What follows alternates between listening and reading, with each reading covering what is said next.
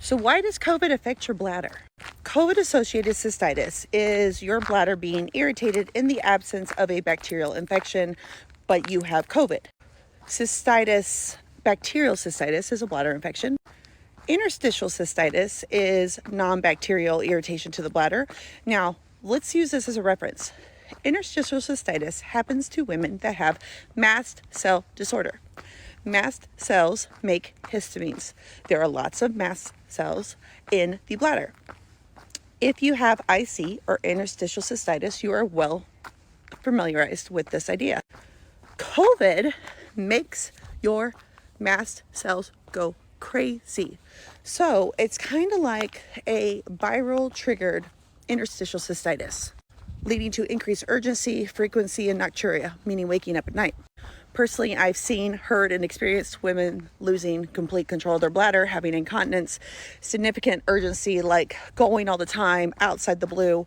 And I would suspect that these zaps are possibly spasms in your bladder, or it could be a nerve kind of zap that you feel.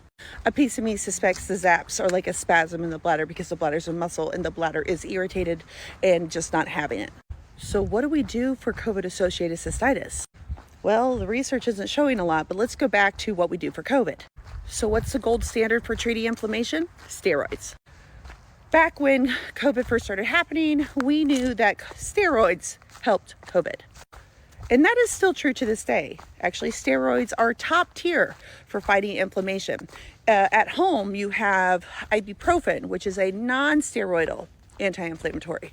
So think of that as tier 2 for calming inflammation. Steroids are gold standard, but you can't take steroids all the time because there are lots of side effects. Say you took a steroid pack. You can't take a steroid pack sooner than 6 months because the more steroids you take, the more it inhibits your body's ability to grow bone and be healthy. And we want you to have strong bones. Now, mast cells make histamines. So in your everyday life, when you have mast cell issues, such as allergens, you know you could take an H1 or a H2 blocker. H1 blockers, you know, are like Claritin, Benadryl, but we don't want to take Benadryl anymore. It causes bad things. So anyway, so things that we can do when our bladders are mad, and this is from IC. You can take an H1 blocker to help the histamine response because mast cell disorder causes interstitial cystitis. And if we can control the mast cells, which release histamines, we can help the irritation. So many of my patients that have IC see a mast cell disorder specialist, and their allergists help their bladder pain.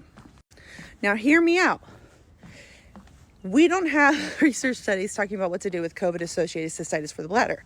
All I'm saying is, if we have an inflammatory disorder, we know steroids help. If you have mast cell issues, we know H1 blockers help.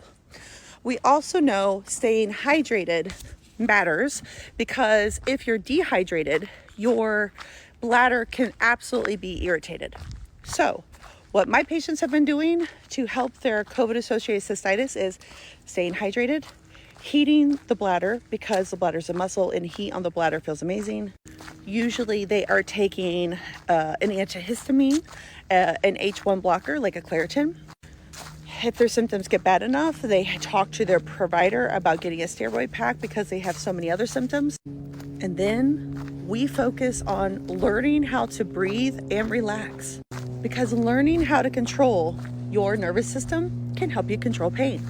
So even though your bladder really hurts, we can help your brain learn to regulate the pain by breathing. In my patients that have IC, one of the greatest tools that they have to help them control their pain is diaphragmatic breathing, guided active relaxation, imagery, literally learning to control your nervous system and take a breath, be positive, be present. Now, I know that you have pain, but thinking about that pain isn't helpful. Learning how to breathe is. So what I'm saying is, let's use science to control what we can control. We're going to take what we know about treating other bladder disorders and focus that on currently what's happening while we wait for more treatment options to happen. You know, it's our first pandemic. I mean, we're just figuring things out.